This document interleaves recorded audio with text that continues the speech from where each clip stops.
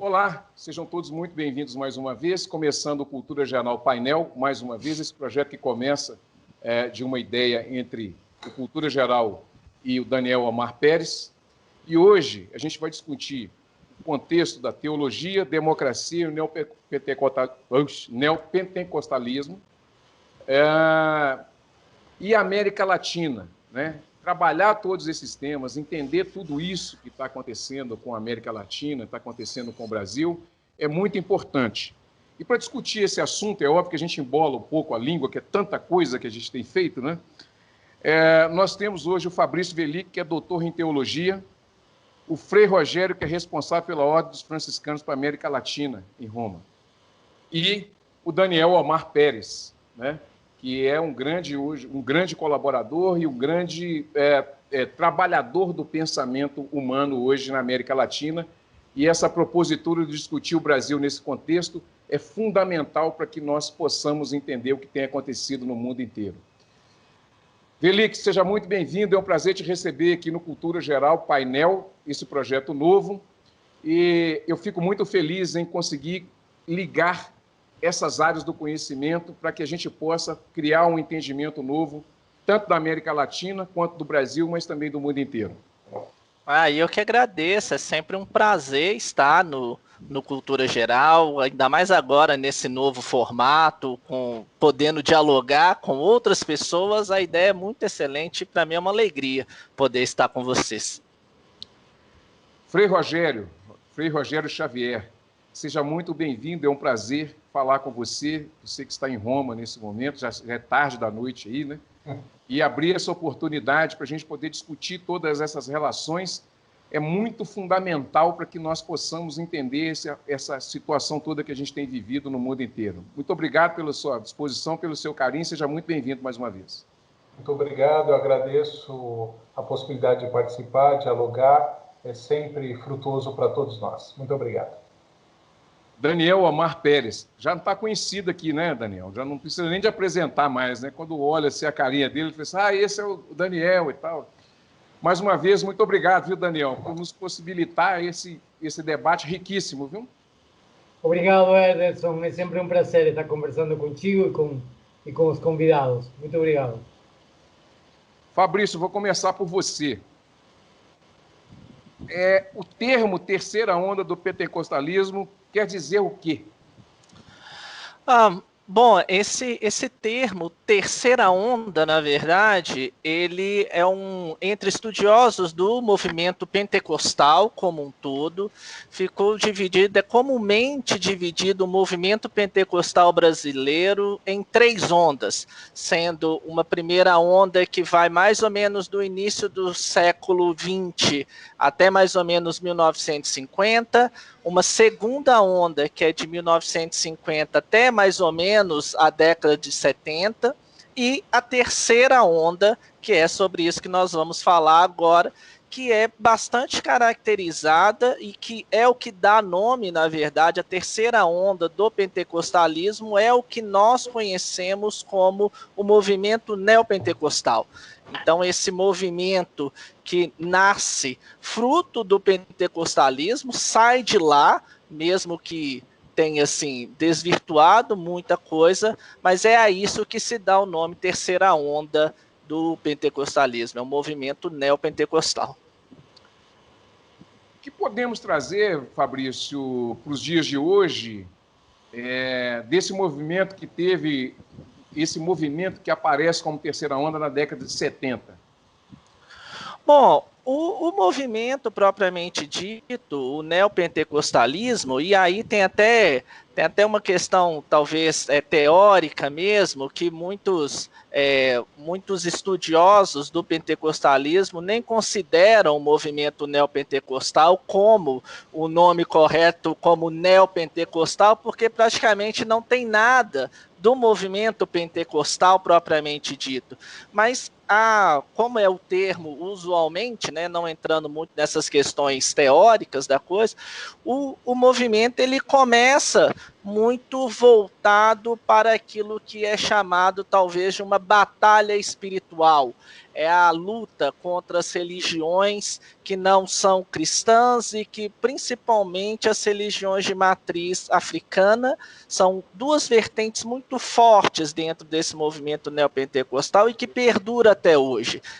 Primeiro é a teologia da prosperidade, que é muito baseada na antiga teologia da retribuição, que se encontrava no Antigo Testamento, mas levada a um nível talvez absurdo e financeiro, que é a ideia de que se você dá algo a Deus, Deus te dá algo em troca. Então é muito comum no movimento neopentecostal você ter as campanhas, tem que ir dar suas ofertas, e a partir dessas ofertas é como se fosse certo termômetro da fé. Quem dá mais tem mais fé, quem dá menos tem menos fé. Então essa primeira característica de uma teologia da prosperidade é marcante nesse movimento desde o seu início e permanece até hoje. E a segunda característica é uma luta como se fosse uma certa espécie de batalha espiritual que se é pregada, de maneira que os crentes de um lado estão lutando contra as forças demoníacas que há nas outras religiões, principalmente as religiões de matrizes africanas. Então essa luta contra o candomblé, contra a umbanda, contra toda essa matriz africana é algo muito presente ainda dentro do movimento neopentecostal, e aí claramente, como consequência disso, a gente vê diversas ondas racistas, diversas as questões dos charlatãos da fé, a questão do enriquecimento de pastores neopentecostais por conta de toda essa estrutura que foi criada. Então, começou com isso e permanece até hoje essa característica, infelizmente. Essa ideia de transformação também das igrejas neopentecostais, ela está fundada em algum objetivo de dominação, Fabrício? Olha, a princípio, a gente pode até... O próprio Edir Macedo, né, que é o líder da Igreja Universal do Reino de Deus, que é quem inicia o movimento neopentecostal, ele tem um livro escrito chamado O Desejo de Poder, se eu não me engano. Eu agora, sinceramente, o título do livro me falha agora, mas é mais ou menos nessa linha. E realmente há um plano de poder por parte principalmente da Igreja Universal, né, que é talvez a maior dentro do movimento neopentecostal, que é justamente bastante fundado numa ideia de que o país ele precisa se converter ao cristianismo, e no caso um cristianismo neopentecostal, para que o reino de Deus seja estabelecido. E, de alguma maneira, é uma tentativa de angariar poder para si, para poder determinar, logicamente, quais seriam as formas de ação do governo, como a gente tem visto, né? Esse infiltrar de diversas personalidades do meio neopentecostal nas estruturas executivas, legislativas, visando, logicamente, fazer leis que beneficiam essas igrejas, como tem ocorrido ultimamente. Fabrício, como é que nós podemos observar as mídias no crescimento desse movimento neopentecostal a partir da década de 70? Bom, o caso das mídias é algo interessante porque, na verdade, o uso das mídias ele começa mais intensamente dentro do movimento da segunda onda do pentecostalismo. Ali se começam o uso principalmente do rádio, o uso desses meios de comunicação para uma proposta de evangelização começa-se ali. O neopentecostalismo, como vem nessa esteira, ele também vai usar desse mecanismo, só que agora, ao invés do rádio, entra os programas televisivos, que aí vem com força, principalmente depois da década de 80 e de 90, né, principalmente, onde a questão do acesso à TV foi praticamente quase toda a população tem alguma TV em casa. Então, nesse sentido, as igrejas neopentecostais, como a gente viu não tão recentemente, né, a Igreja Universal comprou uma rede de TV, comprou a TV Record, e a partir daí começa a fazer os seus programas, a fazer as suas campanhas, tudo dentro de programas televisivos. Então, as mídias têm um valor importantíssimo desse movimento, porque o alcance, né, das suas pregações, das suas ideias, das suas campanhas, ela consegue alcançar, sim, né, essas mídias têm um alcance muito poderoso. Então, é um instrumento muito forte para o neopentecostalismo, desde o seu início, mas principalmente a partir da compra de uma emissora por parte de uma igreja neopentecostal. Fabrício, qual é o papel da teologia para entender esses movimentos?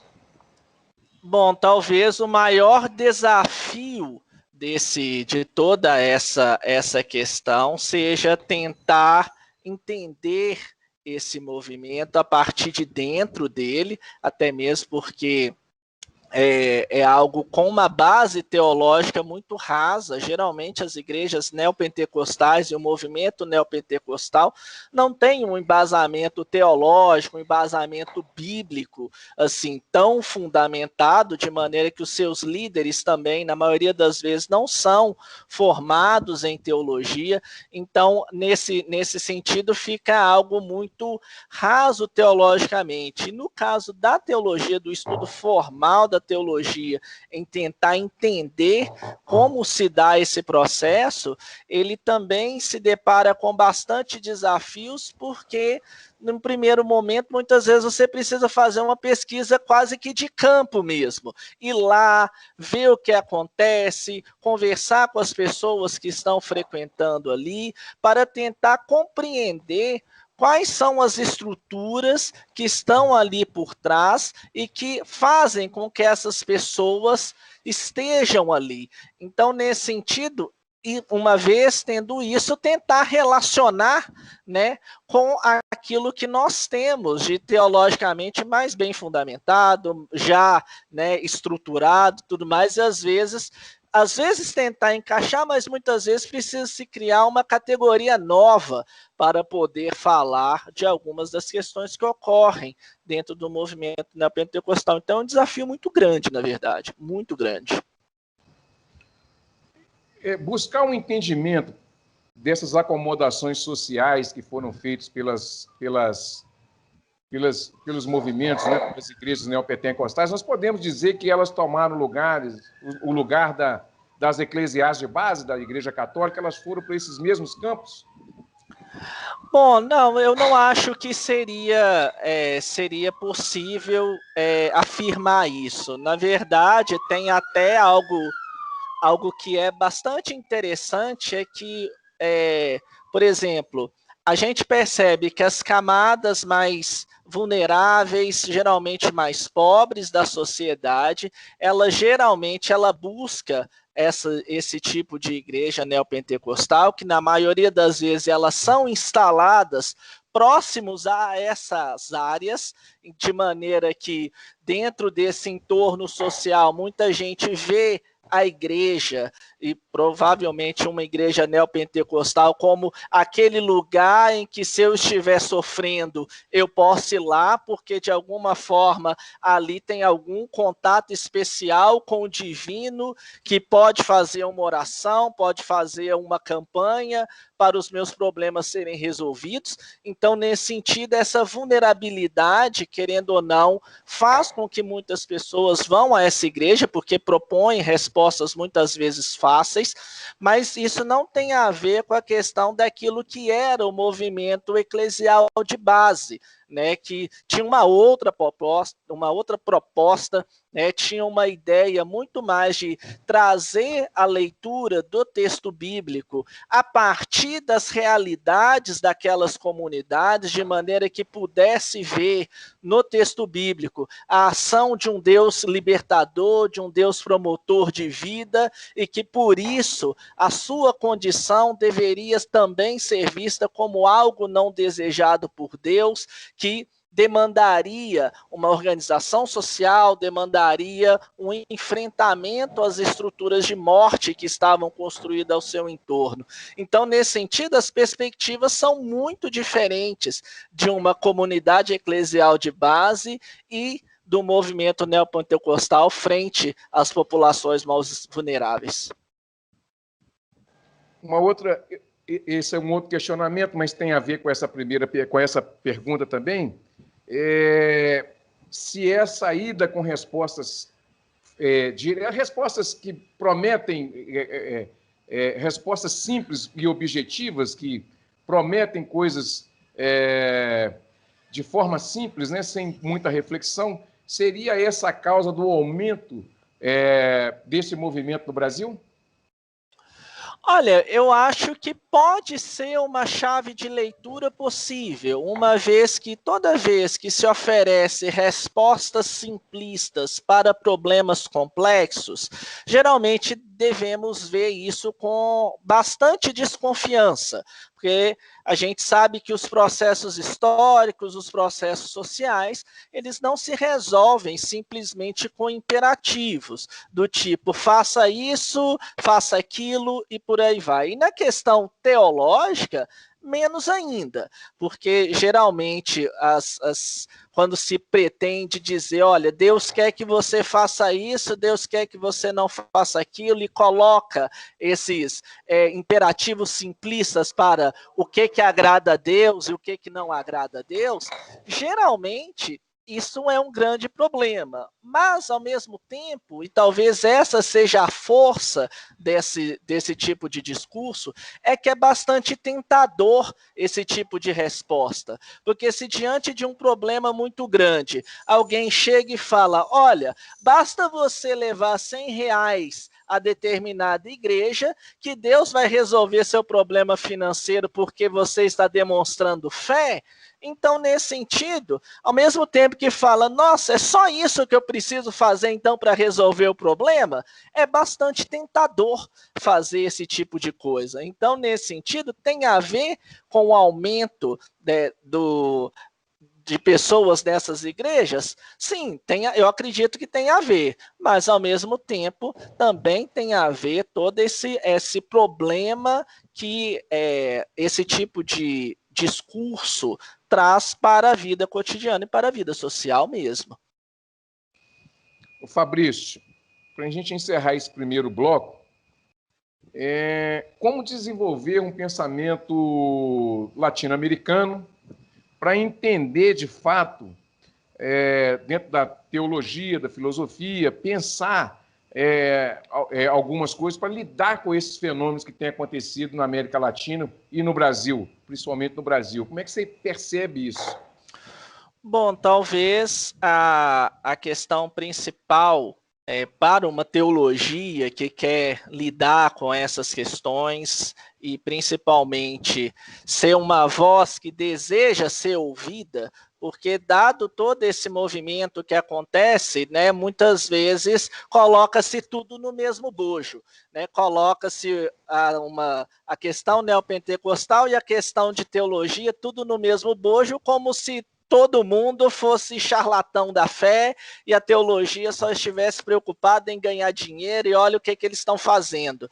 Mas não, né? O primeiro desafio, na verdade, eu acho que é a teologia conseguir, a partir do exemplo de Jesus Cristo, que deveria ser o fundamento de toda a teologia cristã, a partir desse exemplo, se envolver com as pessoas mais vulneráveis, tentar entender as suas demandas, tentar entender aquilo que elas têm a dizer, para, a partir dessa escuta sincera, poder propor respostas que fazem sentido para as comunidades de hoje, de maneira que é uma tarefa teológica, se ela quiser dizer algo para a América Latina, sair desse lugar muitas vezes soberbo, no qual nós nos colocamos muitas vezes, e descer, né, desse pedestal e ir até o povo, para poder ouvir deles o que eles estão perguntando, para daí propor alguma resposta. Bom, chegamos ao final desse primeiro bloco, desse painel, né? E estamos discutindo a teologia, a democracia e o neopentecostalismo. E daqui a pouquinho a gente volta com mais programa, mais painel, mais cultura geral. Logo após a fala do Fabrício Welick, nós vamos ouvir o Frei Rogério Xavier. Não saia daí, daqui a pouquinho a gente estará de volta com mais um bloco do Cultura Geral Painel.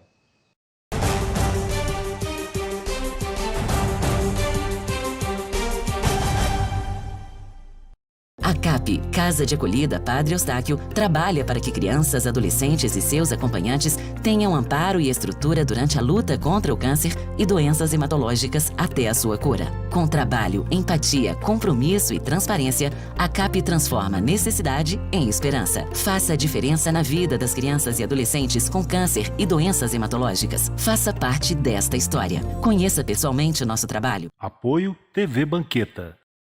Todos os dias, milhares de pacientes de Nova Lima, Raposo e Rio Acima procuram o Hospital Nossa Senhora de Lourdes para receber atendimento, sendo que 80% deste atendimento é pelo SUS. O Hospital Nossa Senhora de Lourdes é filantrópico e sem fins lucrativos, por isso precisamos de toda a ajuda possível. A sua doação é muito importante para a restauração do telhado do hospital, que é uma das necessidades emergentes. Quando você doa para o Hospital Nossa Senhora de Lourdes, você não estará ajudando somente a restaurar o telhado do hospital, mas também a recuperar milhares de vidas. Quem está lá dentro precisa da ajuda de quem está aqui fora. Você pode doar qualquer valor e, para a sua maior comodidade, a nossa equipe vai até você. Seja um amigo do Hospital Nossa Senhora de Lourdes. Envie a mensagem "Quero doar" para o número que aparece aí no vídeo e saiba como ajudar. Hospital Nossa Senhora de Lourdes. Humanidade, carinho e atenção à vida. Apoio TV Banqueta. O Natal do Bem, em sua terceira edição, é mais uma ação do governo municipal, onde queremos fomentar o consumo consciente da população, para priorizar suas compras em Nova Lima, assim valorizando e apoiando os pequenos empreendedores e comerciantes da cidade. Essa campanha ela é muito importante, pois privilegia o comércio local, favorece as empresas que aqui estão instaladas. É uma campanha muito boa, né, de incentivo para o comércio e muito importante para a cidade, para a movimentação financeira da cidade. E acredito que isso é uma vantagem para o consumidor local, que quer fazer suas compras de Natal com segurança e praticidade. As lojas da cidade já estão preparadas para receber você com segurança. Faça você também a sua parte. Evite aglomerações e use sempre a máscara.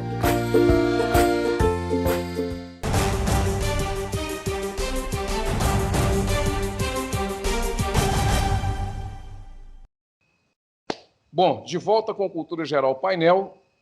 Agora nós vamos discutir um pouco também desse assunto com o Rogério Xavier, que é responsável pela Ordem Franciscana para a América Latina em Roma, doutorando em filosofia. Rogério, seja muito bem-vindo, é um prazer te receber aqui no Cultura Geral. Fico muito satisfeito em ter você aqui para a gente poder discutir todo esse assunto que assola a sociedade brasileira e latino-americana. Boa noite. Para mim é boa noite, porque aqui em Roma já é tarde. É um prazer podermos conversar um pouco sobre a realidade. Estou à disposição. Ô, Rogério, como que a Ordem Franciscana pode entender esse movimento neopentecostal e como que você tem visto daí da Europa, né? E como representante para a América Latina da Ordem Franciscana, como é que você tem percebido esse movimento? Primeiro que a questão do movimento neopentecostal, ele, como foi falado anteriormente pelo Fabrício, é bastante complexa, porque varia de país para país. A experiência que eu tenho na América Latina é que existem países em que a influência neopentecostal são mais evidentes, como no caso do Brasil, é óbvio. Alguma coisa se vê assim em Colômbia, porém, em países como Uruguai, Argentina e Chile. Apesar de existirem os neopentecostais, eles não têm o crescimento e a força política que está acontecendo no Brasil. O Brasil é um caso à parte, realmente, né? Nós temos o presidente e todas essas promessas que ele faz de escolher pessoas ao lado dele com essa orientação. De per si, a religião não é um problema. O problema são esses projetos de poder que muitas vezes crescem em função da destruição de outros projetos, né? Como bem lembrava anteriormente, o crescimento de preconceitos, homofobia, racismos dos mais variados, isso e luta contra outras religiões, sobretudo aquelas de matriz afro. Isso é perceptível. É óbvio que a ordem não é que nós fazemos uma discussão sobre todas as temáticas. Nós seguimos as orientações da igreja, que sempre é o diálogo, né? Eu acho que nos momentos que nós vivemos, o mais importante é estabelecer diálogo, como nós estamos fazendo agora, para entender esses fenômenos. A Igreja Católica está pronta para se reinventar depois desse momento? O que você pensa sobre isso, Rogério? Como é que você vê essa ideia de reinventar a Igreja, reinventar os movimentos católicos? Como é que você pensa isso? Eu acho que a Igreja Católica é um dos grandes exemplos na história ocidental de reinvenção, né? Nós temos a Igreja Católica sempre se reinventando nos séculos, propondo novas ideias, revisando coisas incorretas que foram feitas anteriormente, e eu vejo isso como algo bastante claro para mim. É necessário, sim, uma revisão. Prova disso é o Papa Francisco. O Papa Francisco ele dialoga com a continuidade e com a ruptura. É assim que eu percebo o Papa Francisco. Ele não faz uma ruptura radical, nem seria o ideal nesse momento, mas ao mesmo tempo ele dialoga com essa continuidade, mas ao mesmo tempo ele está propondo coisas novas. Eu colocaria o Papa Francisco na mesma perspectiva de João 23, antes de abrir o Concílio Vaticano II. A Igreja estava extremamente engessada nos anos 60, os movimentos políticos, os movimentos sociais estavam em avanço, e um dia Papa João 23 utiliza de uma metáfora: precisamos abrir as janelas para que o ar externo entre dentro da Igreja. Essa metáfora vale também para o Papa Francisco. Todo movimento que o Papa Francisco faz é o de abrir janelas para ventilar os espaços. E eu acho que é esse o momento. Essa é uma maneira de se fazer uma reinvenção. Não uma reinvenção radical, mas uma reinvenção processual. Como é que você enxerga o papel do Vaticano? Como é que você percebe de fora o papel do Vaticano nessa discussão toda que a gente está vivendo, Rogério? Primeiro, o Vaticano ele é múltiplo, né? Eu moro aqui em Roma e eu percebo que o Vaticano não é são muitos, porque existem linhas de pensamentos internamente que se contrapõem de uma maneira natural, porque existe uma política interna. Eu acredito que exista uma tendência que seria, ao meu ponto de vista, uma tendência não aceitável, que é a tendência de conservar. Então, muitos são chamados de conservadores, e assim, são títulos que são dados, né? conservar aquilo que nós temos, manter. Esse grupo se contrapõe a grupos que dizem que nós devemos ir além dos nossos espaços. E talvez aqui nós colocaríamos o Papa Francisco e uma tendência que existe hoje em uma boa parte da Igreja, né, e internamente também dentro do Vaticano. Se contrapor à manutenção, se contrapor, fazer coisas novas. O Papa Francisco tem uma mentalidade de que a Igreja deve andar pelos caminhos. Ele diz, eu prefiro uma igreja que anda junto com as pessoas, está enlameada, suja, porque está andando nas estradas cheias de lama, do que uma igreja perfeita, limpa, mas que não se comunica com o povo. Eu acho que essa ideia é muito forte no Papa Francisco. Ele quer uma igreja em saída. Essa que é a grande proposta.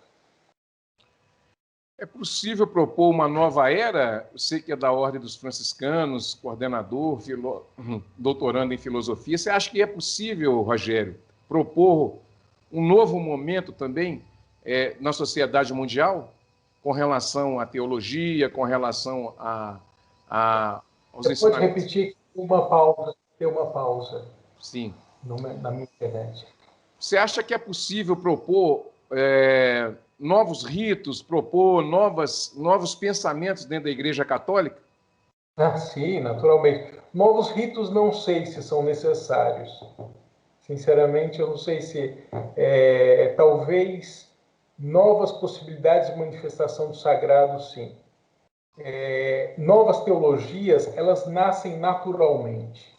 Por exemplo, eu nasci e fui formado no ambiente da teologia da libertação. Eu vejo a teologia da libertação, que muitas vezes foi tratada de forma errônea por alguns grupos da igreja, com uma potencialidade de comunicação com o mundo ímpar. A teologia da libertação tem a capacidade de comunicação com as pessoas que, nesse momento, é ocupado por esses grupos, como foi falado agora há pouco, neopentecostais. Até porque, talvez a gente poderia falar aqui em algum momento sobre o valor do dinheiro para essas pessoas, né? O valor simbólico do dinheiro e como o capitalismo, como essa religião, ela é fruto de um capitalismo desenfreado, que não tem uma preocupação direta com a justiça social, mas sim com o crescimento individual, né? Então, eu acho que nós temos espaço, sim, na igreja. Tem muita gente, eu viajo o mundo, tem muita gente pensando coisas interessantes, tem muitas pessoas fazendo coisas interessantes, tem muita gente, leigos, frades, irmãs, trabalhando com o povo diretamente, né? Às vezes nós temos uma visão da Igreja Católica equivocada, porque lemos, é muito interessante quando eu converso com algumas pessoas que giram e querem falar sobre Inquisição.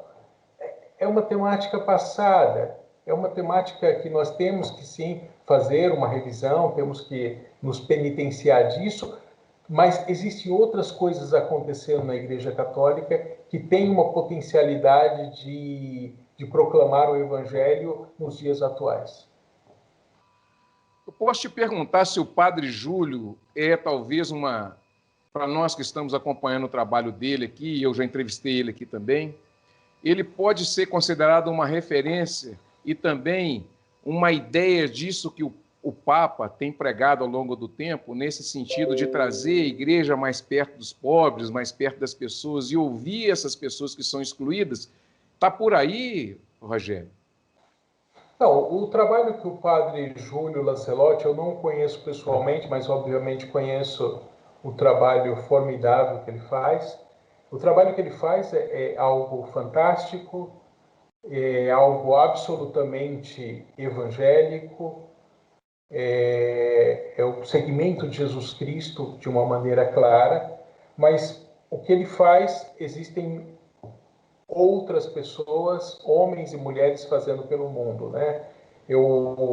Já que você falou do Papa Francisco, na periferia de Buenos Aires, eu tive a oportunidade de conhecer, nós temos uma paróquia, não, mais de uma paróquia em periferia, e eu tive a oportunidade de conhecer onde trabalham aquilo que eles chamam de curas vigeiros, né, que seriam os padres da favela.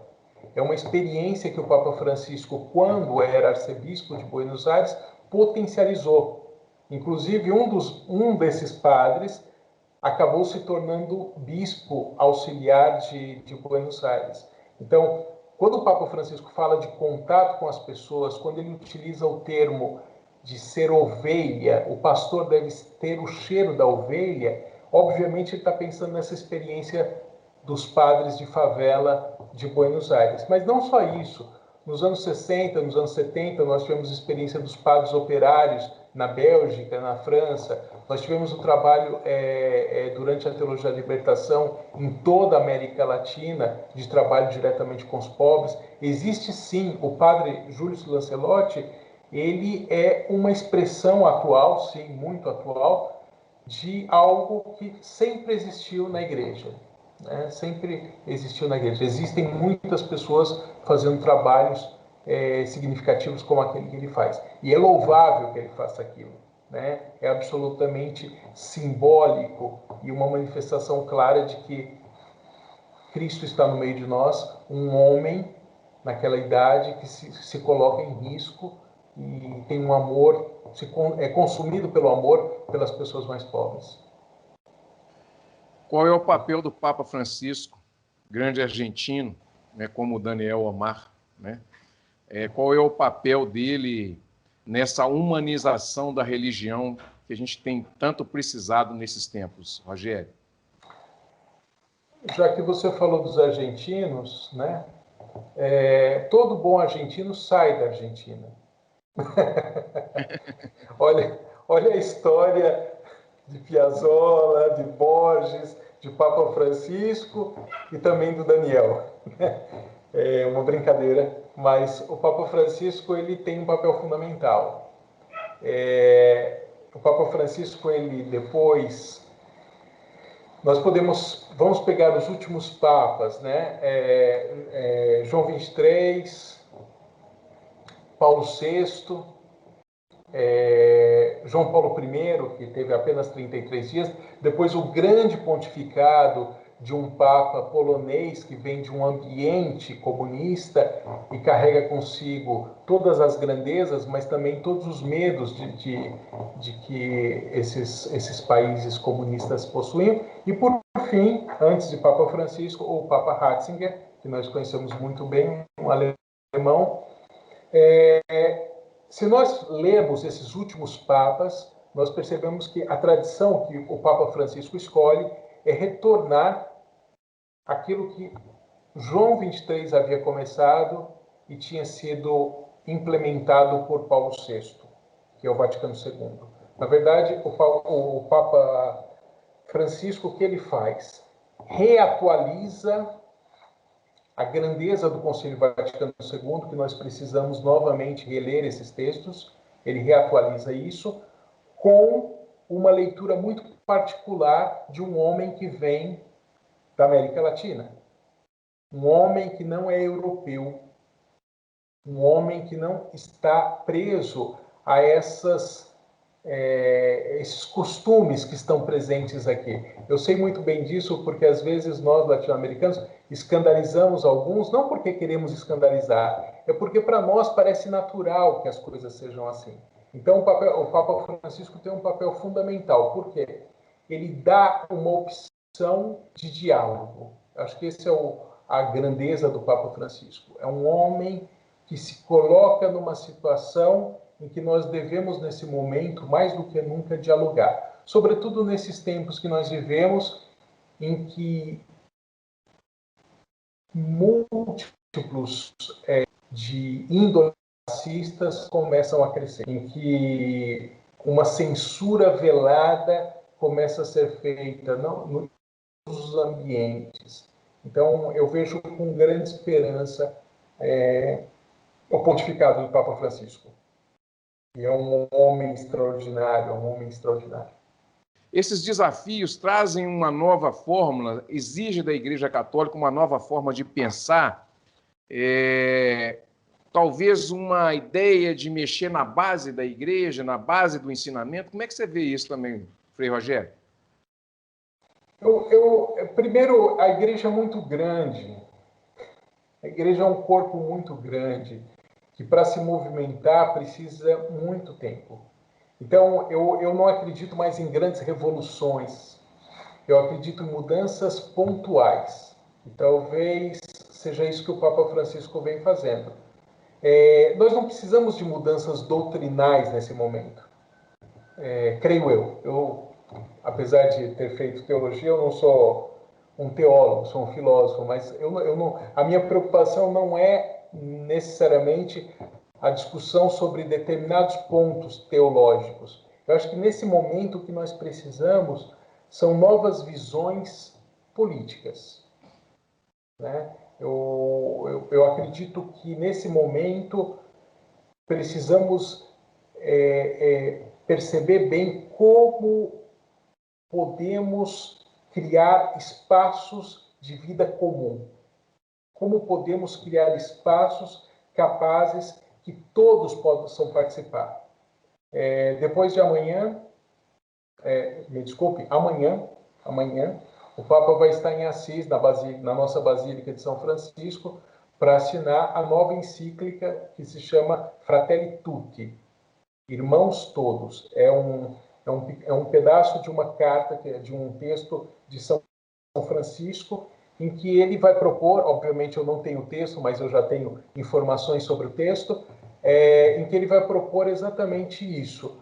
Uma fraternidade universal é construída na base do respeito ao outro. Parece uma coisa óbvia, mas é esse óbvio que o Papa faz questão de recordar. Eu me lembro muito bem, todos devem lembrar, que em 2013, a primeira viagem que o Papa Francisco fez foi para Lampedusa. Lampedusa é uma ilha perdida, uma ilha italiana perdida no meio do Mediterrâneo. Essa ilha, ninguém falava de Lampedusa. Ninguém falava. E é onde os prófugos, as barcas, chegavam com os refugiados das guerras na África e no Oriente Médio. O Papa Francisco foi lá, celebrou uma missa e colocou Lampedusa na discussão europeia. A partir daquela visita que ele fez, ele colocou os holofotes à problemática de que o Mediterrâneo tinha se transformado no maior cemitério do mundo. Palavras de Papa Francisco. Então, talvez seja isso que nós precisemos. Dar espaços para as coisas que são importantes serem discutidas. Às vezes nós perdemos na política nacional muito tempo com discussões paralelas, com pequenos escândalos do nosso presidente e de seus ministros aloprados, e perdemos a oportunidade de discutir grandes temáticas, né? E enquanto isso, a boiada passa. Você falando disso aí, a gente está no caminho certo, né? Queimando tudo, né? Queimando a Amazônia, queimando o Pantanal, e é uma preocupação também do Papa, do Vaticano, com isso tudo que está acontecendo. Para a gente encerrar, Frei, essa polarização, ela diz muito desse momento que a gente está vivendo de individualização, de falta de empatia com o outro. Você acha que isso... Como é que você pensa isso? E como é que você vê isso, já que a sua origem, a origem também desse trabalho que você faz, que é a Ordem Franciscana, ela traz para a gente a sandália de São Francisco, que é a sandália da humildade, que é se colocar tanto no lugar do outro, fraternidade em primeiro lugar, como também dos animais, das florestas e tudo, que era o papel de São Francisco de Assis. Como é que você vê tudo isso? Como é que você vê essa polarização que a gente está vivendo? Eu acho que a polarização Hoje mesmo eu conversava com os frades, nós estamos no Tríduo em preparação da festa de São Francisco, e essa semana eu fiz as pregações para a comunidade. E nós estávamos discutindo as questões do mundo, né, como nós vemos o mundo, e especificamente essas polarizações que existem. Aqui no nosso convento nós somos 40 frades, e eu creio que pelo menos 10 nacionalidades diferentes, com experiências existenciais diferentes. E nós estávamos falando exatamente da doença do Trump, que agora ele está com Covid, dos problemas nos Estados Unidos, mas aqui na Europa e tudo mais. Existe uma polarização por todos os lados. Os Estados Unidos está absolutamente dividido, beirando quase uma guerra civil. Nós temos aqui na Europa um renascer de movimentos negacionistas e de movimentos ultrafascistas e até mesmo neonazistas acontecendo na Alemanha, na Polônia. Aqui na Itália existe movimentos fascistas crescendo, aqui que foi o berço do fascismo, e também no Brasil, né? Então eu acho que o momento histórico que nós estamos vivendo é um momento propício para o aparecimento desses tipos de pessoas que destilam o seu ódio através desse espaço que deveria ser absolutamente democrático, que é a internet, mas de repente se transformou num canal de propagação de ódio e não de encontro, né? Então, toda essa política do ódio está se tornando algo natural. Nós naturalizamos a morte, nós naturalizamos a violência, nós naturalizamos o machismo, o racismo, e por que não vamos naturalizar a perseguição dos outros? Então, não que eu ache isso normal, obviamente não, mas é um movimento disseminado pelo mundo inteiro, e a única forma de nós resistirmos, na minha visão, é abrir o diálogo com as pessoas. Trazer as pessoas para a roda da conversa, para que elas comecem a entender que o seu mundo, que a sua bolha, não é capaz de controlar tudo e dar conta de todas as respostas. Muito bem, acabamos com mais esse bloco também, com o Frei Rogério Xavier. Daqui a pouquinho a gente vai estar de volta com mais uma pauta super importante. Nós vamos falar um pouco de democracia, dominação e capitalismo com o doutor em filosofia Daniel Omar Pérez. Não saia daí, a gente volta daqui um minuto.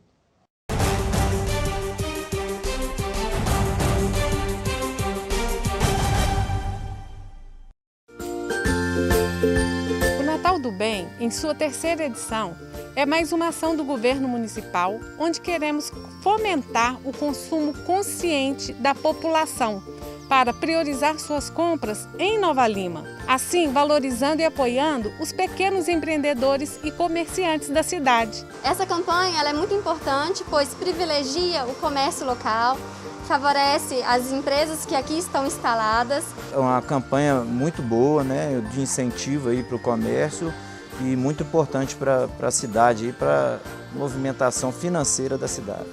E acredito que isso é uma vantagem para o consumidor local, que quer fazer suas compras de Natal com segurança e praticidade. As lojas da cidade já estão preparadas para receber você com segurança. Faça você também a sua parte. Evite aglomerações e use sempre a máscara. Fundado em 1980, o Hospital Nossa Senhora de Lourdes é filantrópico e sem fins lucrativos. E hoje atende a mais de 110 mil habitantes de Nova Lima, Raposos e Rio Acima. O Hospital Nossa Senhora de Lourdes, eu me sinto como se eu estivesse em casa. Só tenho que agradecer, sou muito bem tratada. Aqui eu tenho eles como se fosse a minha família. O Hospital Nossa Senhora de Lourdes é o único da região responsável pelo atendimento aos usuários do SUS, nos casos clínicos e cirúrgicos de média complexidade. Possui pronto atendimento adulto e pediátrico com funcionamento 24 horas, contando com plantonistas da pediatria, clínica médica, cirurgia, ortopedia, obstetrícia e anestesiologia. E ainda conta com serviço de hemodiálise e um centro de tratamento intensivo. Hospital Nossa Senhora de Lourdes, humanidade, carinho e atenção à vida.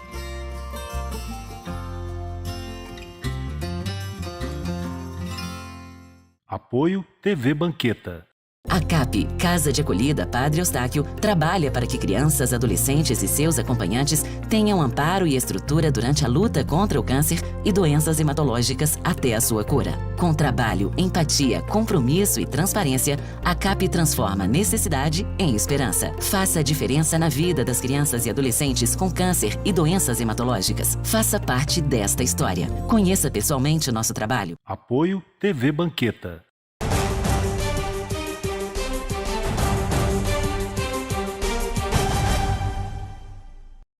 Bom, voltamos com Cultura Geral Painel. Agora nós vamos conversar com o doutor Daniel Omar Pérez, doutor em Filosofia, professor da Unicamp. É psicanalista também e parceiro aqui do Cultura Geral e, essencialmente, produtor junto comigo do Cultura Geral Painel. Daniel, não tem como falar de tudo isso que a gente tem falado aqui sem falar do capital, né? Como que nós podemos compreender a democracia e esse momento neopentecostal que a gente tem vivido? Primeiro, boa noite, boa tarde, agora sim. É um prazer estar conversando mais uma vez com você, Ederson, e ter ouvido Maurício e o Rogério, com o qual converso com certa frequência, e sempre aprendo alguma coisa nova. Eu acho que é importante destacar algo que, de algum modo, foi dito nas duas exposições anteriores, que o fenômeno do neopentecostalismo... em bola mesmo. Neopentecostal. O fenômeno neopentecostal é um fenômeno que avança a partir de uma sensação de desamparo experimentada pelas pessoas. Me parece que as pessoas em estado de vulnerabilidade, em estado de fragilidade econômica, social, emocional, buscam de algum modo um lugar de acolhimento, um lugar de reconhecimento. Eu entendo que quando a Igreja Católica tomou a decisão de sair das favelas, tomou a decisão de desmontar todas as organizações de base que estavam vinculadas a ela, especialmente na década de 60 e 70, cometeu, eu não sei se utilizar essa palavra, mas é a que me sai, cometeu um ato de crueldade com as pessoas que mais precisavam de acolhimento emocional, de acolhimento emotivo, de um prato de comida. Eu me lembro de uma passagem de um filme que fala sobre a vida do Papa Francisco quando ainda era Bergoglio e era o chefe da província dos jesuítas.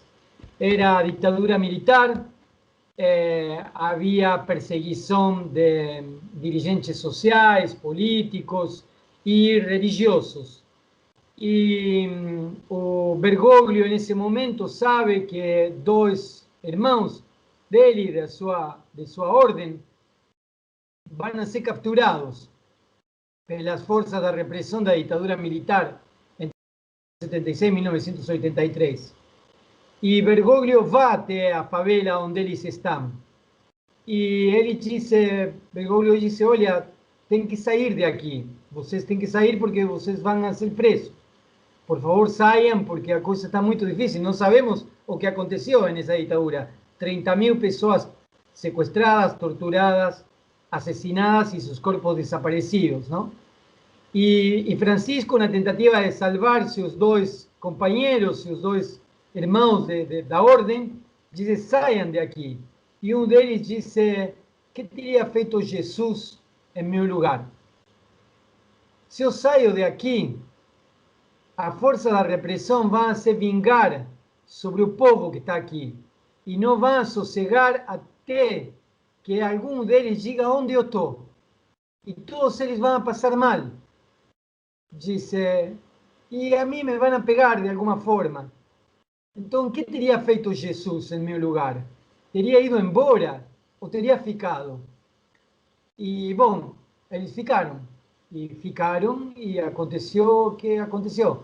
Eles foram sequestrados, foram torturados, e, bom, um deles sobreviveu, o outro não. Me parece que esse é um exemplo da importância que tinham esses religiosos nesses lugares. Sustentavam emocionalmente as pessoas, ajudavam na articulação social, a poder fazer circular o prato de comida saudável entre as pessoas. E sua participação nisso era fundamental, era essencial. Quando desmontaram tudo isso, obviamente o povo sofreu muito. E aí o resto do povo que ficou desamparado encontrou acolhida em outros lugares, por exemplo, no fenômeno neopentecostal. E o fenômeno neopentecostal entrou com outro discurso, como dizia Maurício antes, entrou com outro discurso, com outra prática, com outra teologia, com a teologia da prosperidade, etc. Mas me parece que nós devemos ser conscientes de que o problema fundamental, me parece a mim, não é a teologia da prosperidade, é ter deixado o povo em estado de desamparo. E me parece que esse é o lugar que devem voltar a ocupar as igrejas, as comunidades religiosas, as organizações sociais de base. Me parece que esse é o trabalho fundamental. Eu estava escutando o Frei Rogério falando das decisões do Papa, das posições de mudança da Igreja Católica, e eu acho que... e também estava escutando do grande que é a Igreja Católica, dos diferentes lugares, movimentos que tem. Mas me parece que nada do que o Papa Francisco fala pode ser realizado se as grandes ordens, se os franciscanos, se os jesuítas, se as grandes ordens não tomam a decisão política de voltar para o lugar dos mais oprimidos, dos mais necessitados, dos mais esquecidos da sociedade. Se essa decisão política não é tomada pelas grandes ordens, né, de nada vai servir as tentativas do Papa Francisco. Nós tivemos um movimento de um período que o Frei Rogério mostrava antes, um período da Igreja Católica onde realmente os legionários de Cristo e o Opus Dei botava e tirava Papa. Legionários de Cristo e Opus Dei botava e tirava Papa.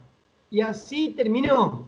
Assim concluiu esse processo, com um desastre no Banco do Vaticano, com problemas internos que conduziram ao afastamento de Bento XVI. Para que não ocorra isso, me parece que a grande transformação deve ser essa. Então, me parece que o problema é menos o neopentecostalismo do que voltar a gerar uma pauta própria das organizações sociais de base, territoriais, das comunidades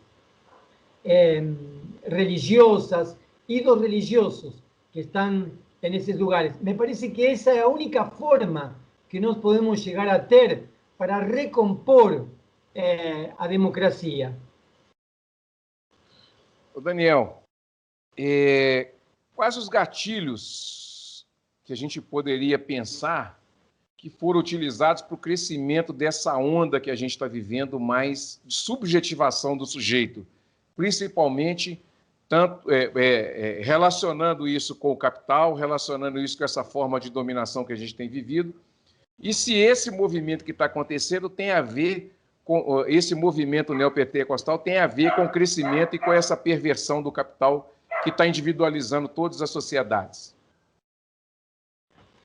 Certamente nós vivimos em Brasil, América Latina e boa parte do mundo, não todo, mas boa parte do mundo, um avanço do neoliberalismo de um modo descancarado.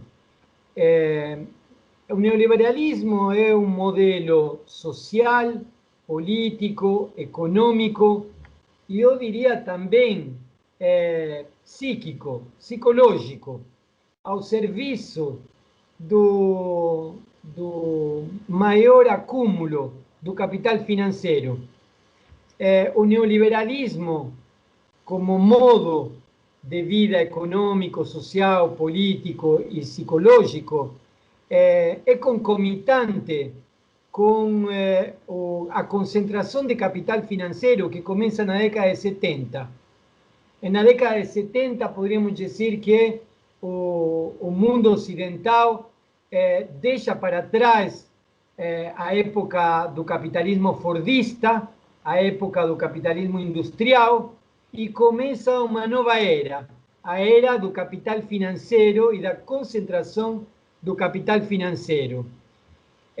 Só que o movimento político que leva adiante essa concentração de capital tem nome e sobrenome. O pulo, o salto, o movimento das estruturas estatais que permitiram no Ocidente dar esse grande passo ao neoliberalismo está na figura de Margaret Thatcher, de Ronald Reagan e de Augusto Pinochet. Margaret Thatcher, Ronald Reagan e Augusto Pinochet são os que mudam a cara da política em função desse novo avanço do capital financeiro e instauram o modelo e o discurso que hoje chamamos de neoliberal. Note-se que esses três personagens são bastante diferentes, mas têm um elemento em comum: são absolutamente militaristas. Margaret Thatcher leva adiante uma guerra contra a Argentina que foi capaz de fazer crimes de guerra. Ela tomou a decisão de bombardear um barco fora da área de guerra e matar mais de 300 marujos que estavam aí congelados na água dos mares do sul, que não estava participando de combate, que estava fora da área. Ou seja, é como se um grupo terrorista colocasse uma bomba em um prédio e matasse 300 pessoas. Estava fora. Bom, essa foi a decisão de Margaret Thatcher. Margaret Thatcher militarizou a economia inglesa para tirar todos os direitos trabalhistas que conseguiu. Ronald Reagan fez exatamente a mesma coisa. Militarizou. Praticamente tinha um pentágono paralelo. Fez acordos com as contra-revoluções na América Latina. Hoje podemos ver até filmes, além dos documentos desclassificados da CIA e do Wikileaks e de todos os documentos que nós podemos ver nas redes. Nós temos até filmes mostrando como a CIA, as organizações dos Estados Unidos, faziam acordo com o narcotráfico em Centroamérica para providenciar armas e combatentes às contra-revoluções em América Latina. Militarizou isso. O consumo de cocaína, por exemplo, aumentou justamente com a política de Ronald Reagan. No caso de Pinochet, a mesma coisa. Pinochet leva adiante a mesma receita com uma ditadura militar genocida que dizimou a população chilena. Então dá para ver que neoliberalismo e democracia não se conjugam. Neoliberalismo e democracia não convivem. Ou você tem um país democrático com instituições que funcionam, ou você tem um projeto neoliberal. Essas coisas não podem ir juntas. E o exemplo disso é que quando se aplica neoliberalismo em países democráticos, as instituições democráticas corroem, se rompem, se degradam, se transformam em instrumento de poder do grande capital. Me parece que nesse horizonte é que entram alguns discursos de alguns líderes neopentecostais que nós conhecemos na mídia, né? Então me parece que eles surfam na onda que se abriu a partir da década de 70, 80 e continua até hoje. Daniel, como é que nós podemos pensar a América Latina nesse contexto? Então, eu acho que é uma situação difícil. Outro dia falava com alguns colegas que existem 3 mapas que a gente pode sobrepor em cima do mapa da América Latina. Podemos colocar um mapa dos golpes de Estado, desde o golpe de Estado de Honduras. Em Honduras, houve um golpe de Estado a partir de um grupo do Poder Judiciário vinculado a um grupo armado que destituiu um presidente eleito. Esse mesmo modelo tentou ser feito em Equador. Tiraram o presidente por outras vias e entraram com outro. Esse mesmo modelo foi implantado na Bolívia e tiraram o presidente eleito e colocaram um governo dictador. Esse mesmo modelo foi instaurado em Paraguai, tiraram o governo eleito e colocaram outro. Esse mesmo modelo foi implantado no Brasil. Ou seja, você vê o mapa dos golpes de Estado no século XXI e vê que o mesmo modelo de Honduras foi aplicado em vários países da América Latina.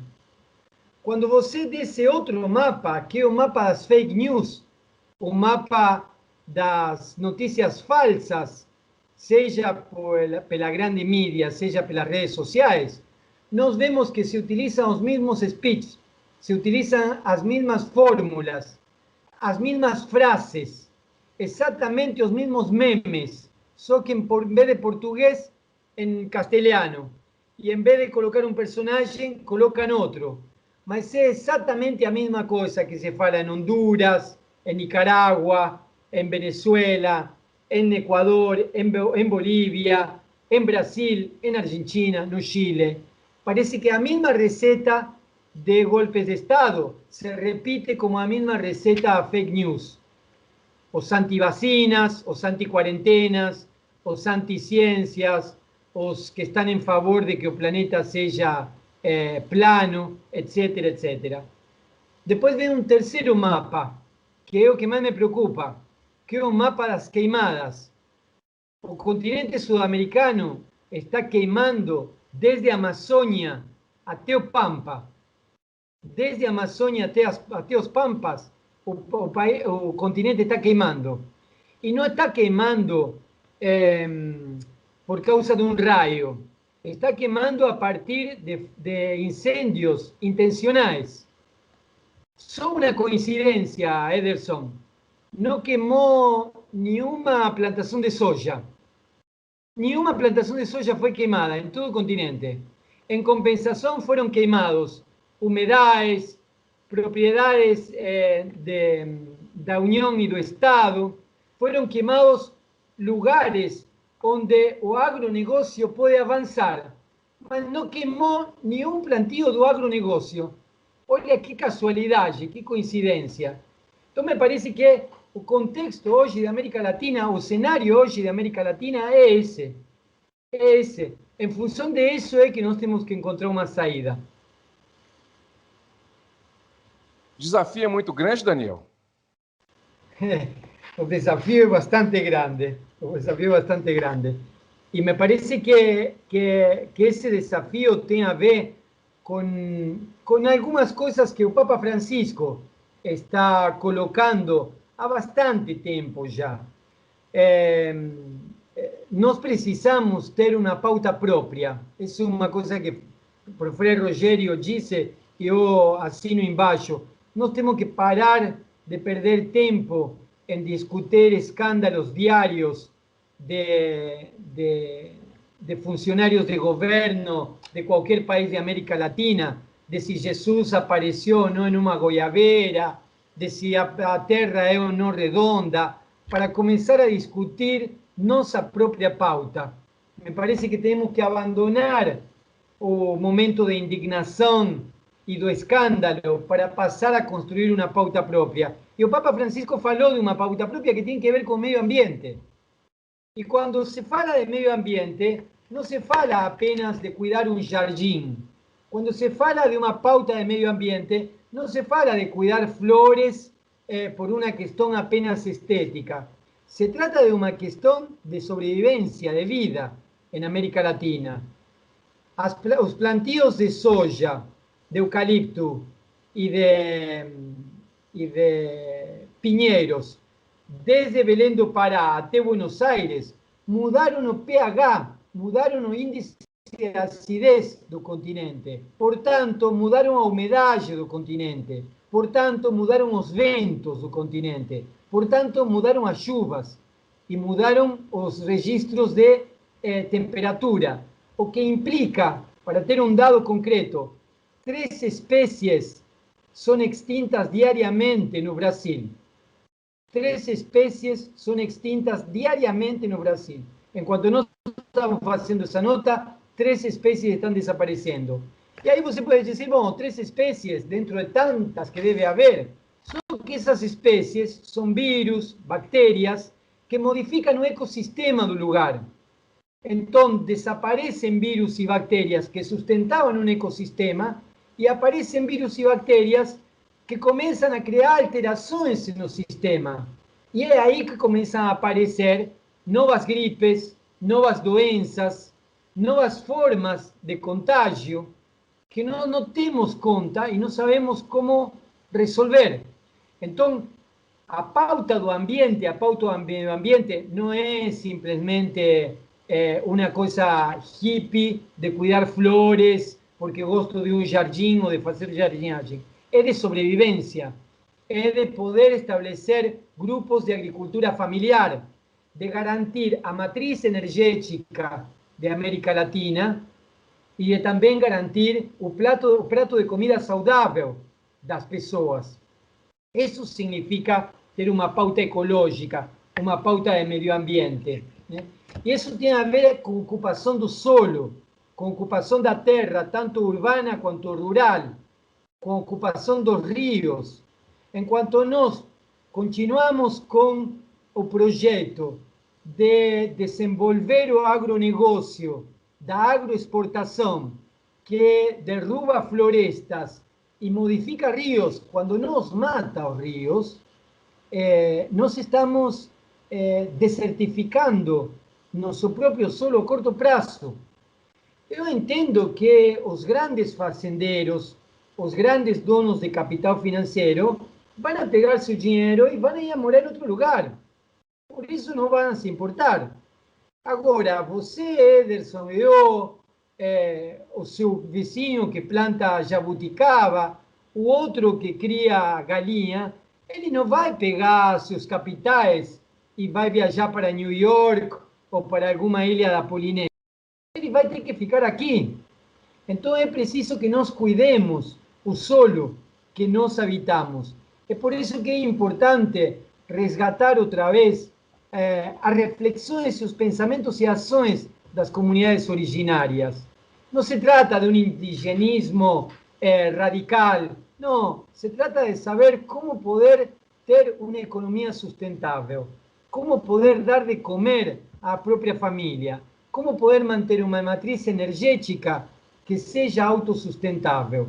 Então, me parece que nós vamos ter que repensar a ocupação do espaço rural e também do espaço urbano, porque do modo que está, só está gerando mais pobreza, mais desemprego, mais violência. Para dar uma ideia precisa, Ederson, 89 milhões de crianças brasileiras vivem na pobreza ou na extrema pobreza. Vou repetir, de 220 milhões de habitantes, 89 milhões de crianças brasileiras vivem na pobreza ou na extrema pobreza. Em uma situação dessa, como é que eu posso explicar a meritocracia? Como é que eu posso explicar a competitividade? Como é que eu posso explicar para essa criança que o futuro vai ser melhor, se ela não tem o prato de comida garantido para o dia de hoje? Então, ou nós tomamos medidas que têm a ver com uma pauta ambientalista, ecológica, nesse sentido, matriz energética, prato de comida na mesa. Se nós não tomamos essa medida, nós vamos ter uma inestabilidade social muito grande. Vamos a ter um desequilíbrio social e confrontos sociais muito grande. Por isso, o segundo elemento conjunto do meio ambiente é a paz. Me parece que todos nós antes de qualquer coisa, temos que brigar, temos que defender o lugar que habitamos em paz, pacificamente, não? O Rogério falava de que pode haver uma eventual guerra civil nos Estados Unidos, e me parece muito viável isso. Agora, nós sabemos que as guerras são do seguinte modo: quem ganha dinheiro é o vendedor de armas, e quem bota os mortos nessa guerra é o povo. Ou seja, o povo sempre perde numa guerra. Então, se nós já sabemos que o povo sempre perde numa guerra, nós precisamos estar atentos, avisados, e não entrar de novo na mesma armadilha que nos apresentaram em outros momentos da história, não? Então, me parece que a questão é poder viver em paz, pacificamente, e tentar ir resolvendo os problemas de modo comunitário, com uma pauta ecologista, ambientalista, em favor da matriz energética renovável, em favor do prato de comida saudável. Isso não se faz de um dia para outro, obviamente, não? Nós não vamos a fazer isso de um dia para outro, mas me parece que é hora de começar. Bom, gente, chegamos ao final desse bloco. Nós vamos voltar daqui um minuto para as considerações finais dos participantes do painel aqui do Cultura Geral. Um minutinho só e a gente vai estar de volta com as considerações finais.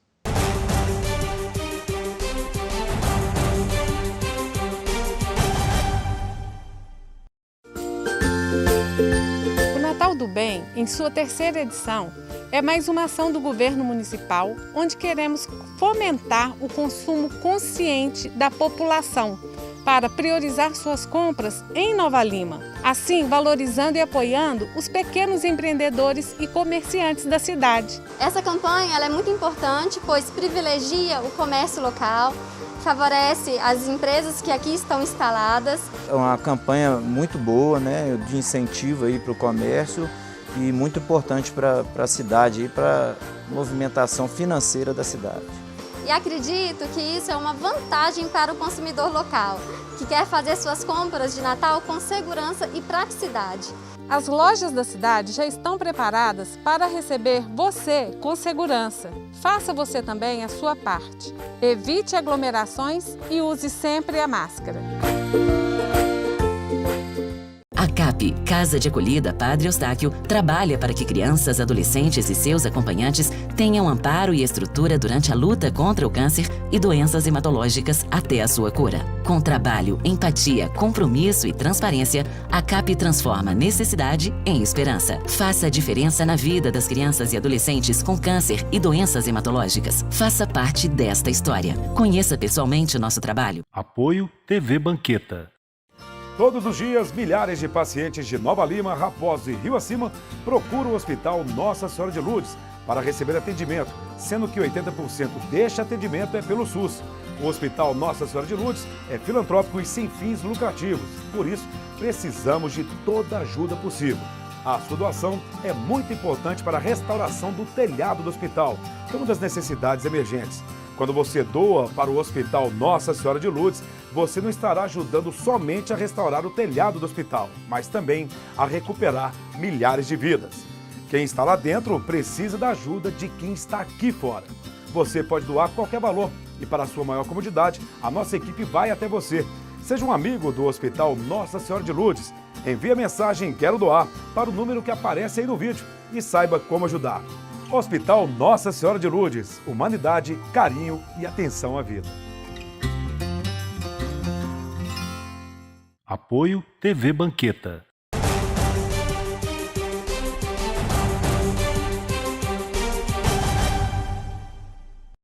De volta com o painel Cultura Geral, nós vamos para as considerações finais. Fabrício Velic, a teologia vai ter que se reinventar, repensar, vai ter que se debruçar para entender todo esse momento que a gente está vivendo?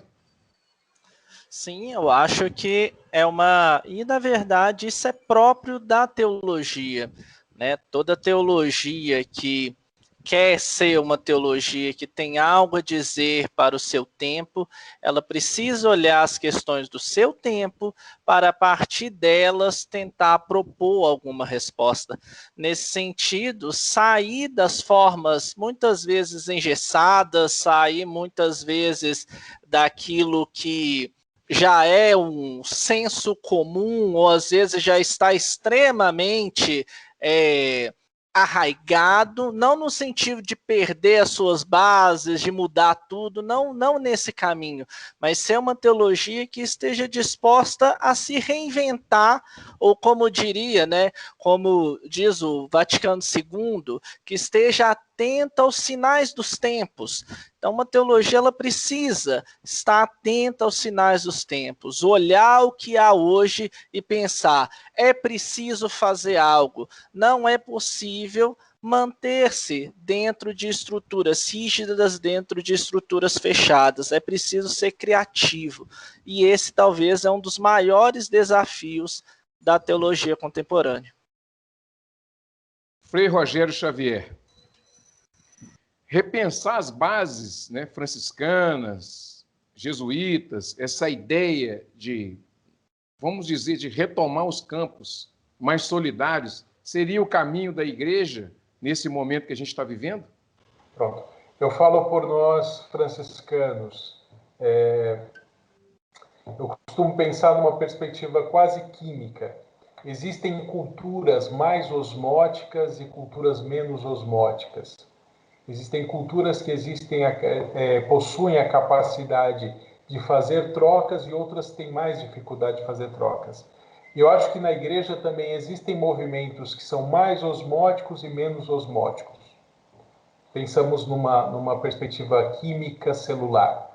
E eu acho que a ordem franciscana, historicamente, é uma das ordens mais osmóticas que existe, né? Não porque eu sou frade, não porque eu sou franciscano, mas eu percebo na história que nós tivemos a capacidade de nos reinventar muitas vezes, sempre quando nós olhamos para a nossa origem, e a nossa origem está ligada diretamente a um homem chamado Francisco de Assis, que tem uma intuição originária, e a intuição originária dele é viver o Evangelho, só viver o Evangelho.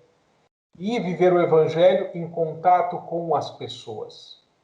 Então, quando nós nos recordamos da nossa origem, muitas vezes nos esquecemos disso, mas esse momento específico é um momento que nós estamos voltando muito a isso.